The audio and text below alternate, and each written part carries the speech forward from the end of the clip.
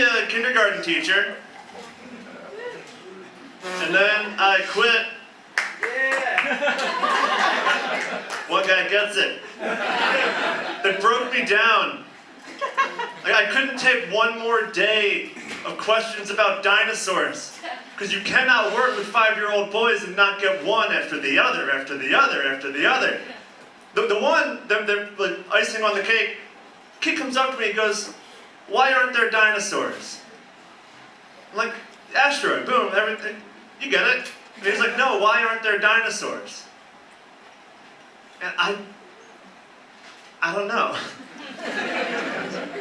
Like, why aren't there dinosaurs? Like, the first time around, they started little and evolved into alpha predator. So when they had a second shot, why didn't they do it again? Like, why did they get to Komodo dragon and just go, "Now we're good"? Like, go ahead, monkeys, see what you can do. I don't know. I'm glad that there are dinosaurs, though, because I'm a fear-based person.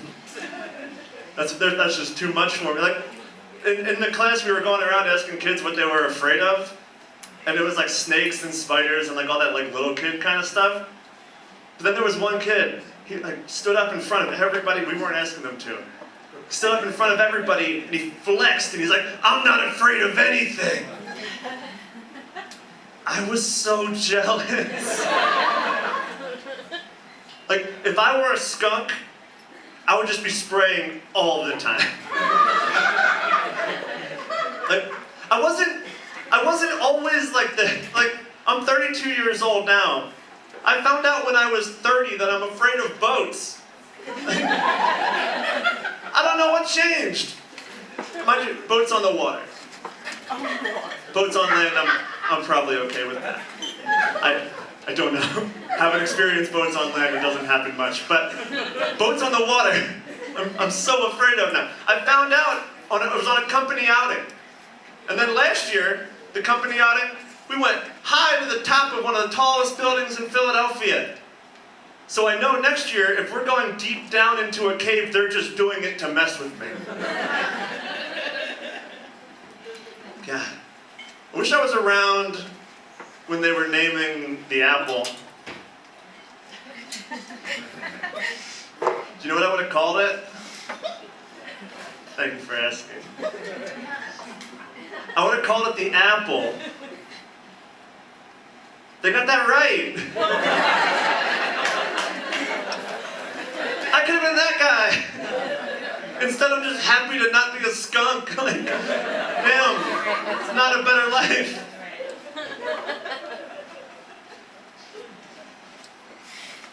Do you think they sell tennis balls in packs of 3 so that old people have to buy 2 to equip their walkers?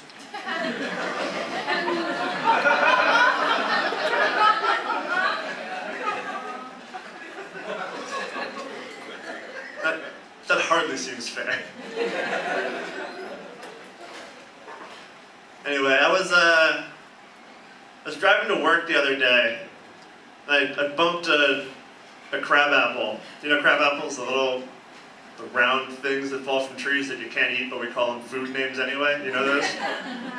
I bumped a crab apple at the top of this hill, and like it started like rolling down the hill next to me, and like it was keeping up. It was doing really good. And like I was a little embarrassed. Like my car has a motor, and like this thing's just lucky to be round. Like it was doing really, really well. Oh man, that's so off-putting. If you guys can't tell, this woman is falling asleep. Anyway, back to the story. I didn't mean to call you out, but I'm gonna yawn now too. Anyway, so the crab apple is rolling down the hill next to me. And like eventually I did pull ahead, the motor thing, we talked about it earlier. I pulled ahead, and like I got to the bottom and I just kind of held up for a look. I wanted to know what kind of competitor that crab apple was gonna be. Like, would it at least finish? Like in the end I blew it away, but like, would it finish the race? It didn't. It's just a coward. It just like tucked itself into the curb and stopped. That's the end of that story.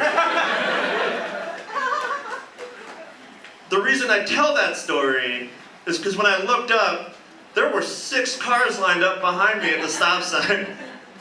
So if you are ever wondering where traffic comes from, it could be anything. All right, have a good night.